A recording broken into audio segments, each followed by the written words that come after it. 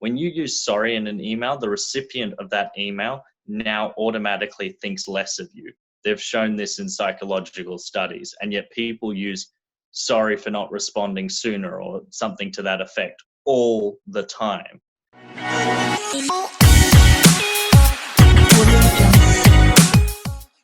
Hello and welcome to another Picking Brains podcast. And today I'm going to be speaking with a Forbes featured writer, a LinkedIn influencer, and a LinkedIn local LA host, Patrick Ward. And we speak about a lot of things, including taking the leap and going from a safe, settled life in Australia to LA, the challenges you had to face by doing that. We speak about using correct grammar and words to communicate yourself both on the platform, on emails, and the way you present yourself overall, and all of these other different things. I think this interview had a lot of really good golden nuggets, so I don't want to waste too much time by talking, so I just want you to go straight into it, listen, and enjoy the interview. Let's go. So thanks a lot for coming on, Patrick. I really value your time. I know it's really late in LA right now. So you can say that again. So I do really appreciate you actually taking the time to do this. I really just want to dive into getting to know a bit more about you, your background, your story. You're currently living in LA, and you've been living there for about 3 years, hasn't it? Yeah, a little bit over 3 years. So as your audience can probably tell, I'm not originally from America. This is not a Californian accent. That's not normal, yeah. No, it certainly isn't. So I was born and raised in Australia, did my whole schooling there, did my college degree there, moved to America after doing a couple of exchanges. Literally, I had a job in Australia, I'd finished college, I had my family, I had my friends, and so everyone had said the same thing, you've got it made. And I just felt, no, there's something more to be gained out of this, you know. What was the key words that kind of made you start thinking about something else? You got it made? It wasn't so much that, it was actually a stagnation moment. And the moment I can pinpoint is I was looking around at this job. It was an ad agency, and everyone else in the job was, you know, early 30s, but had been doing the exact same job that they'd got straight out of college. And so in that moment, I got like very scared, like 10 years of my future flashed before my eyes. And I was like, oh God, it's just going to be like that for 10 years. And I'm going to wake up and I'm just going to have wasted part of my life. Right. So rather than do that, I decided I needed to change something up. So packed bags, literally didn't know how I was going to make it work, but just went to LA and thought, let's give America a crack. Let's see, you know. How long did it go from understanding that you want to change something to actually moving to LA? What was the time frame? The time frame, so I decided on this in my final year, so in 2015. And then maybe with all the paperwork that there is to do, probably about 6 months of that process, wrapping up some loose ends. And then literally started 2016, just came out to LA. And, you know, it was a couple of months, probably about a good 3 months of job searching. I knew I was probably about 2 to 3 weeks away from not having any money left and just going to drag myself back to Australia. But luckily I got a job at that time, and then, you know, it's been smooth sailing ever since. Why LA? Why that specific location? LA, this is where there was a slight pragmatic side to me. So as I mentioned, I'd done 2 exchanges. I'd done one on the East Coast at George Washington in DC, and I'd done one at UCLA. But in addition to UCLA, I'd also worked at an advertising agency as an intern. And so I figured like I had more, I guess you would call workplace contacts, corporate contacts. And so if, you know, moving countries is a hard enough endeavor. So I figured it was probably my best shot, quote unquote. at least getting an initial foothold, if you will, in America before I started to think elsewhere. Yeah. So what was the biggest, I guess, challenge when you came to LA first? What was the thing that you needed to really overcome? Deep suspicion. So as much as America loves Australians, they're still, like any country, and I don't even blame America for this because every country is the same. Right. There's still a bias towards the familiar and a bias against the unfamiliar.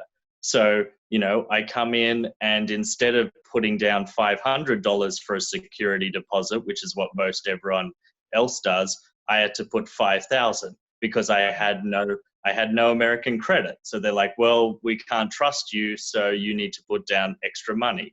Obviously, money that I didn't really have. And then even when applying for jobs, even though I'd said I'd won the green card and therefore had rights to work, people were still a little suspicious. They treated my 4-year degree with suspicion. They treated my work experience in Australia with suspicion. The only thing that finally did get me a job, funnily enough, is when someone pointed out, who was in advertising, said, "Oh, M&C Saatchi LA, I know those guys. They're just down the street from me."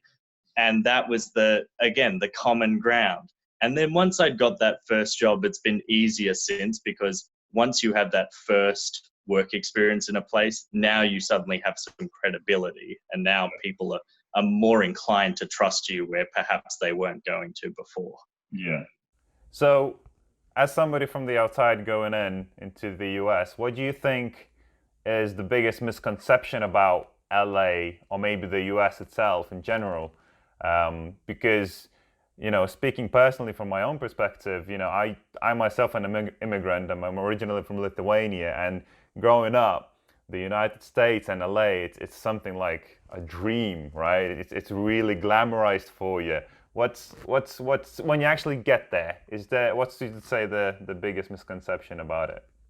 I would say there's two misconceptions. I'll say one about LA and one about America. So Right. About LA, it's very much glitz, glamour is what's sold to you. And really, that's a small pocket of the industry, of the entertainment industry. But there's a vast majority of tech startups. There's a lot of finance here. There's a lot of real estate here. There's a lot of other fairly normal big city industries that exist here. And a lot of those people are just everyday hardworking people that, aren't into the entertainment industry, and in many ways kind of, get a bit resentful of the fact that it takes this hold over the city. I mean, that was the same thing. Everyone said, "Oh, why are you going to LA? It's superficial." And it's like, yes, that exists, but it's not the whole thing. I mean, this city is about 11 million people, just saying about the couple of thousand, big stars in the entertainment industry, it's clearly not reflective. And then the biggest misconception about the United States is that it is a country. In many ways, the United States, I mean, it's a minor miracle it even is a nation, because if you really look at it, it mimics a collection of countries in a similar way to Europe does. There's so many differences between the Northeast, differences to the South, difference to the Midwest, difference to California, difference to the Pacific Northwest. All of these different cultures are very unique in their own way and very clashing all the time. That's honestly the biggest misconception, that there is one type of American.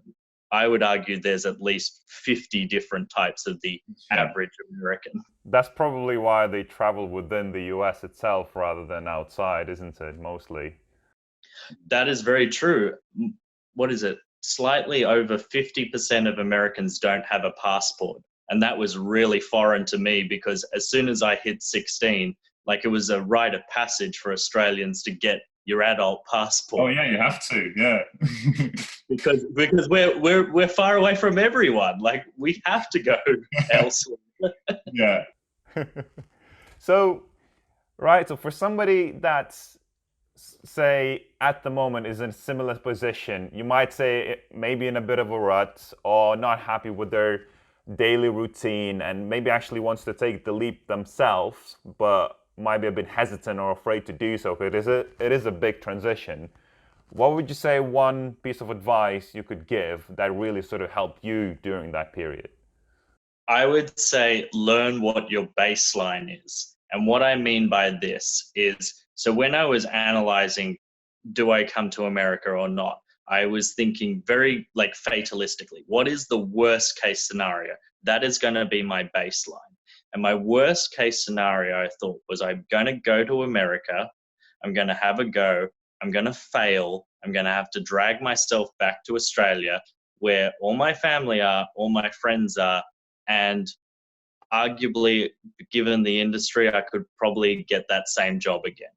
So if that's the baseline, basically the same situation as I'm already in versus the upside, and this is the funny thing about the way our minds work. Our minds are triggered to fear loss more than they are driven to acquire gain. And this is very much a survival mechanism, right? It's much easier for the human mind to comprehend keeping a hold of what it already has rather than acquiring some mystical thing that is out there that they don't quite yet know. But that's the funny thing. By taking that leap, I exposed myself to an enormous amount of upside that I couldn't have even anticipated. Like if you'd asked Patrick moving when he was moving to America, would he in 3 years be making three times his Australian salary? Would he be featured in Forbes as a writer? Would he be co-hosting the LinkedIn Local LA? He would have told you that's mad. That's never going to happen.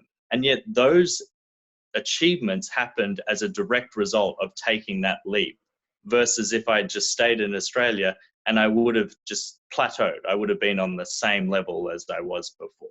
So I think that's the key Yeah. thing. If you can calibrate yourself to see that your downside actually really isn't that much of a downside Mm. and your upside is virtually limitless, that should tell you and give you the motivation you need in order to take such a leap. Yeah, there's something I heard the other day which said not taking a risk is also a huge risk. And I think this is what you're actually speaking about because you risk not seeing what might be, and if, as you said, like if your baseline, if you're fine with your baseline, if you're, that kind of worst case scenario you can still live with, then there's absolutely no reason to actually take the leap. So I really like that. That's really powerful, man.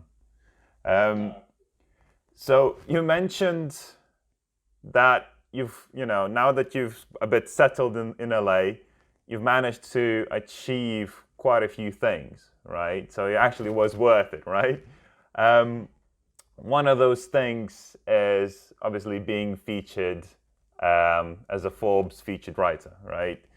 Tell me, how did that happen? And how do you get featured on Forbes?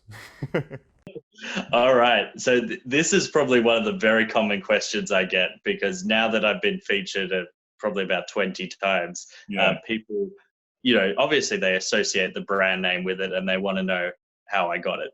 Very simple. So I just started showing up on LinkedIn, funnily enough, and I produced a regular, consistent content around a hashtag that I called words, or I still call words with Ward. And we'll get into that a bit later. But basically, by consistently showing up on the platform, I didn't even realize who I was reaching and resonating with as a result of doing this. So one day, a man by the name of Leonard White, who is the head of memberships at the Forbes councils, there are about 9 different councils for different areas. He reached out to me, said, I've noticed your activity on LinkedIn. And as a result of noticing that activity, he looked at my profile, saw that I was, pretty, successful within the marketing space and the communication space, invited me to apply for the Forbes Communications Council. Hmm. Given that he was already giving me that invite, it was virtually a guarantee. And sure enough, about 2 days later, I was accepted. Now, the key with the Forbes Communications Council, it gives you a lot of benefits. You're networking with other senior advertising and communications professionals. But the key benefit that I was very excited to receive was it's a fast track to Forbes editors. And so you're able to get your writing, your mentions, your expert analysis directly to them. And I can see why it's a benefit to them. They're able to pull on this pool of expert resources very quickly. But at the same time, through that, I've been able to consistently churn out these mentions in Forbes, which is obviously fantastic from a personal branding standpoint. It's amplified, the clout and the credibility of myself as a result of association with it. But yeah, it really just started with showing up on LinkedIn, which is kind of why I tell everyone, get on LinkedIn, because even if your posts, don't get that much reach, or you think that people aren't watching, it's the lurkers. Leonard had never commented or liked a single piece of my content until he came into my direct messages and invited me to apply. So there's a lesson there. Definitely. And obviously LinkedIn is becoming more and more popular now. I think 2 years ago, it started a bit of a transition into being focused more on content creators and bringing more value rather than just being a CV, And one of those things is probably, I've seen a lot of people actually benefit a lot from LinkedIn and being consistent and creating content on it. So being a writer yourself, how could other writers best leverage LinkedIn themselves? Because you're doing a lot of different things. So you're doing, you've got your hashtag words with Ward, you're doing the LinkedIn locals and stuff like that. Is that what you need to do? Or does it need to be sort of that, I guess, deep into LinkedIn and doing all these things to still get the benefits?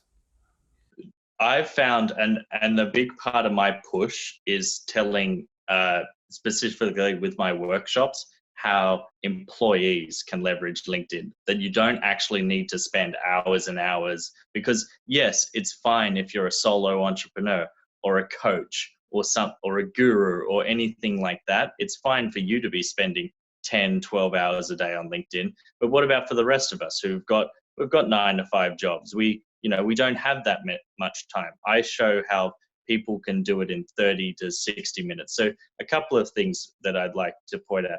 To your question about writers specifically, I think the key for writers is to understand, while articles were the way that LinkedIn originally grew, they are not good for reach at the moment.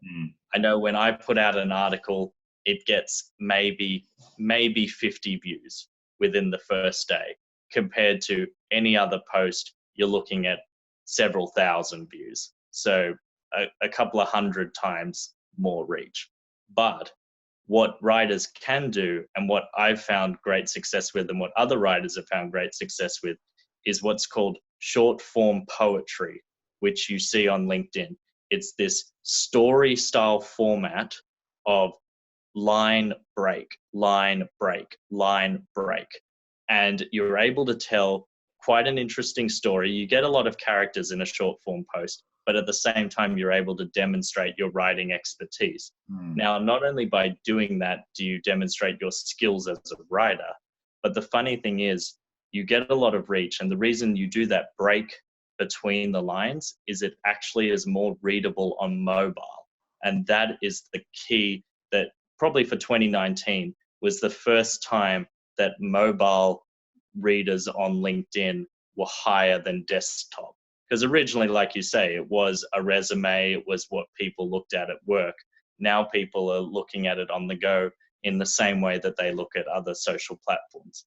And then the key reason I did Words with Ward as my hashtag is because I tell people, create your content around a content theme. And when you're choosing a content theme, choose it of something that you can come up with 10 to 20 ideas on the spot. If I asked you, what is the one area that you can come up with 10 to 20 ideas right now because it's effortless to you. That's what your content should be around. And the reason you want to do that is because so many people, they try to be consistent. They try it for like 3 weeks and then they burn out because they no longer have any ideas. And not only do you want it so you can consistently generate that content, but you will start to be known for your hashtag. The funny thing is, I went to an event in June in San Francisco, and I met this guy. I was very excited to meet him. He'd leveraged LinkedIn to get him jobs at Snapchat, Google, and Cisco. I thought this guy was, huge deal. And yet the first thing he said to me was, "Patrick, words with Ward." And I'd never spoken to him before. That can be the power.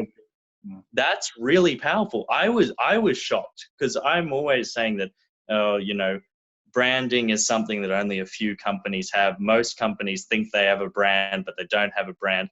But that was a real powerful example of how I'd successfully built a brand that was being recognized by people who I idolize. That can be what LinkedIn can be for you. That's amazing. That's really good. So what are you trying to do with Words with Ward? What is the theme? What are you trying to achieve with it?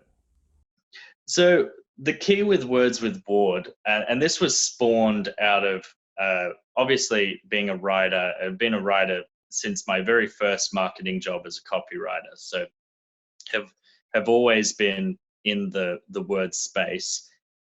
But what I specifically want to do is Words with Ward I use with a corporate tilt, because I've seen so many people do themselves a disservice, particularly in the corporate world, by using words incorrectly.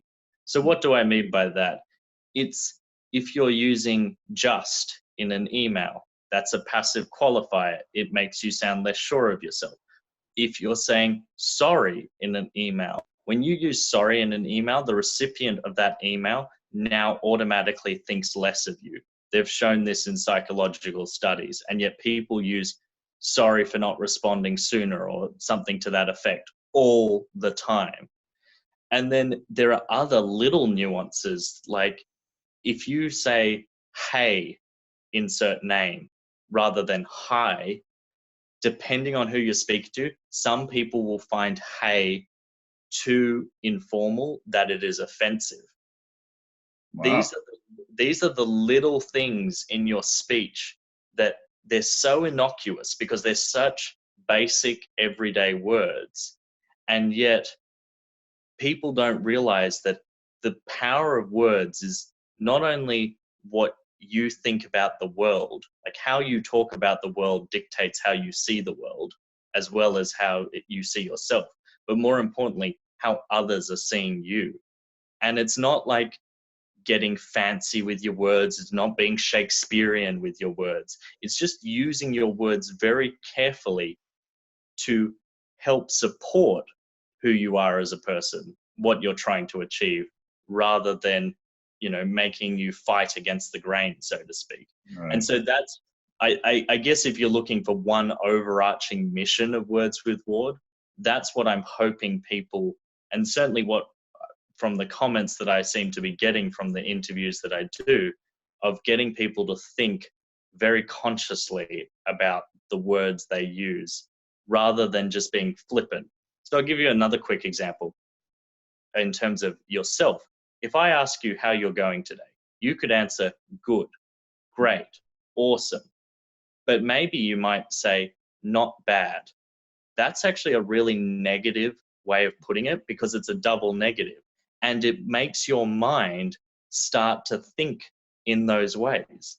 And this is, I think, a big important thing in terms of how do you feel more confident in yourself? Well, if you're artificially giving yourself negative self-talk without even realizing it, then you're naturally bringing your levels lower, as opposed to choosing a more positive way of phrasing it. Now, I'm not saying get too airy-fairy. I mean, I've seen the other side of the positivity movement in LA, which gets a little too full of itself. Yeah. But nevertheless, you should be a little conscious of not saying you can't do something, not putting yourself down. Yeah. And I see this also with job seekers. They do it as well, that they'll say, oh, I'm not ready for that job, or I can't do that job. Most job requisitions are a wish list rather than an actual mandated of what the traits should be. Yeah. No, that's really interesting. I myself find responding to emails is a thing that I just need to do very quickly. And I usually don't pay that much attention whether I say hi or hey or something like that. And from the sounds of it, I might need to spend a bit more time putting together the emails that I do. But for somebody that's not a great writer, or even a good writer for that matter, where could those people start off to improve it, right? What is there any sort of checklist or anything like that that I can just say, right, these are the things I need to work on to make sure that I improve, say, my emails? Yeah, I think obviously Grammarly, if we're looking at, and it's continuously evolved. Grammarly just started as essentially a spell and grammar checker. Now it's using AI or an AI type system to work out if a sentence is too wordy. So that's a good way. Another way in terms of broader terms, like anything, writing is just practice. And one app that I suggest anyone to use, or it's a website called themostdangerouswritingapp.com. I believe that's it. Good And name. what it does is, if you stop typing for, I believe you set the time of how long you want to type, and if you stop typing for about 5 to 10 seconds, it deletes everything that you've written. Oh my God, that's stressful. It's very stressful, but what it does, and I've used it particularly because I'm in the process of trying to write a book, and like many people who say they want to write a book, put off for months and months at a time writing the book, it just continuously forces me to flex that muscle. And then the same thing, if that's too scary for you, just start posting some of that short form poetry on LinkedIn, and you'll see what works and what doesn't. Because that's always the key, right? We should always be looking for feedback on what we're doing to see, okay, that's the barometer. This is working. This isn't working as well. Right. That's really good advice. And I think I do want to try that website, but I'm really, really scared now because the pressure just looks like immense. Yeah, you just keep typing. You just keep typing. It's very scary. I know the first like three times I used it, like it deleted everything. But yeah, so I would say, if you're scared about starting out, start out writing something that doesn't necessarily matter as much, like something that you could be okay with losing. Yeah. But it's a clever app for sure. So you're writing a book. How far into it are you, and what is the book going to be about? So it's going to be about words with Ward. That's how I'm branding it. What I was thinking is, so I've got a scaffold and I've written probably about a quarter of it so far. I was probably going to get further along with it, but then other things like LinkedIn Local and the new job cropped up. So that pushed the timeline a little. But basically, it's going to be around this entire theme that I've just mentioned, helping people think more intentionally about the words. And I did this purely out of, I'd always wanted to write a book. I was doing these interview series for Words with Ward, where I was asking people what words they liked and what words they didn't like.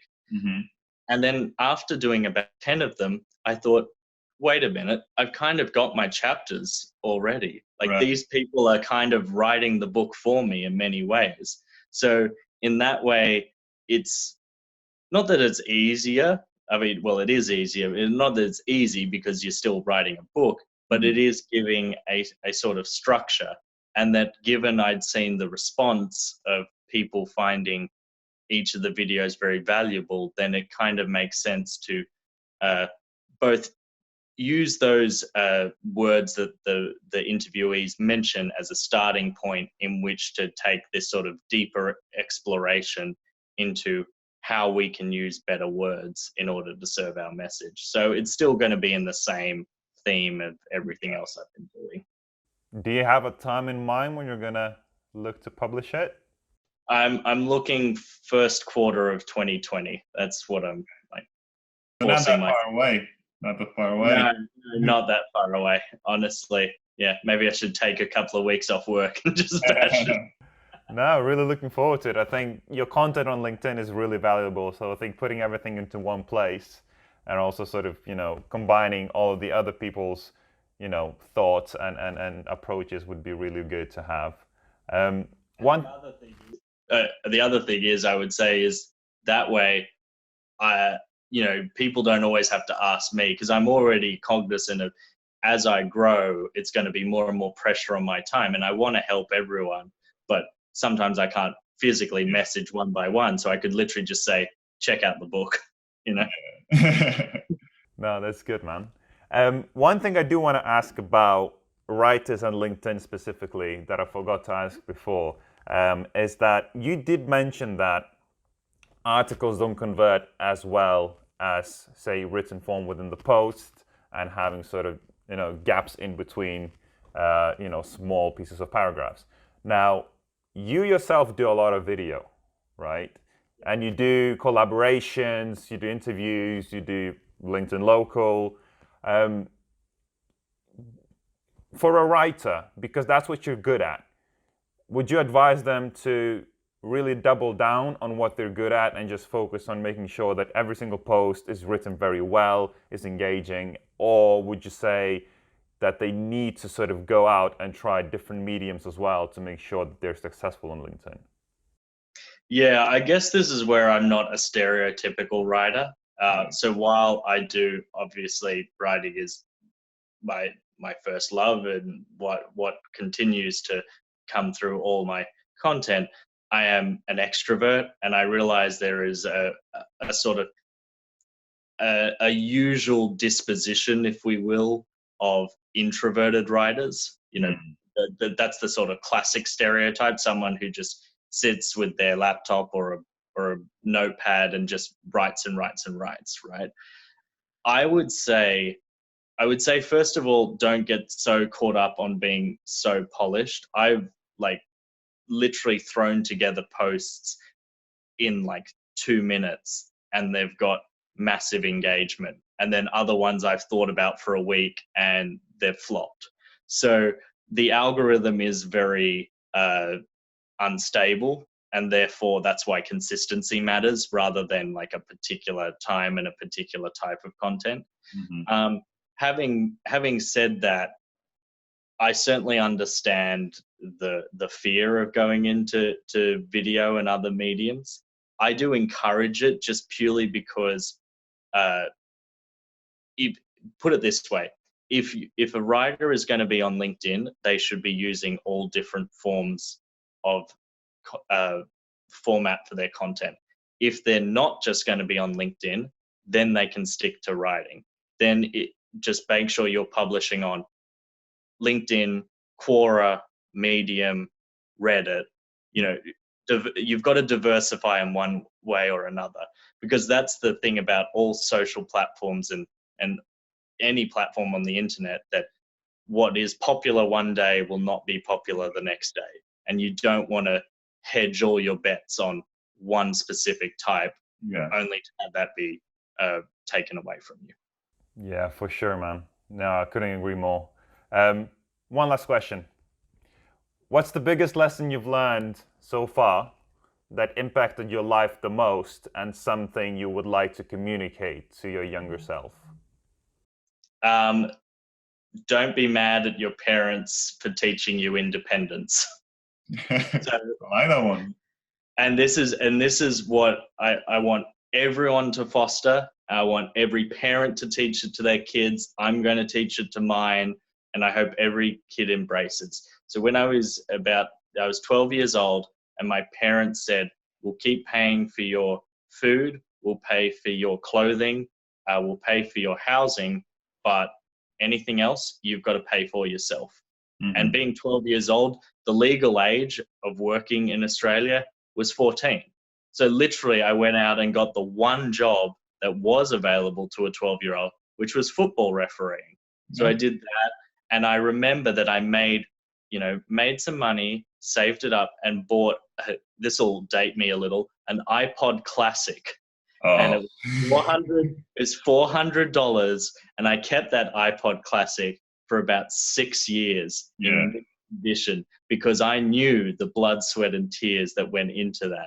And the reason I say it, like, I was resentful at the time because a ton of other friends were getting money given to them left, right, and center, and I wasn't getting that. But the funny thing is, that independent mindset gave me the courage in order to make the leap to America, and continues to give me the courage to do whatever I want in life. So I would say my entire life trajectory, my entire life happiness is down to that lesson in independence. So please, please, for the love of God, teach your kids independence. Oh, you owe a big thank you to your parents then, because you're doing quite well right now.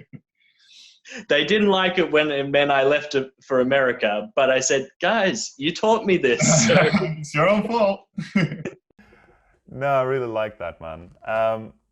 And overall, I think it's really amazing that, what you're doing is actually impacting a lot of different people, and you're impacting in a really positive way. You're educating them on, writing, grammar, copy, all that stuff, and how to actually leverage that for social, for your business. And I think that's really, really important for people to know. Like, even speaking with you, I already, learned stuff about how to write an email and stuff like that. So that's, I think the impact you have is really, really great. Not only that, obviously, that you do different networking meetups and collaborations, and just, allowing people to get together, share ideas, and just overall providing value to everybody around you. So I'm personally really thankful of that. I think what you're doing is great. And I just want to wish you to keep that growth mindset, keep sharing your knowledge and your learnings, and just keep growing your brand. So yeah, really, really keep it up, man. No, thank you, Jonas. It's been a real pleasure. I love any time can get on a podcast, and this has been awesome fun. I know we had a chat beforehand, and I knew instantly we were going to have some good learnings. So thank you. Absolutely. All right, you need to get some sleep now. I need to get a coffee. So yeah, it was great speaking with you, and I'm sure we'll meet up again in a podcast to update on how your book went. Absolutely. All right. Thanks. Take care, man. You too.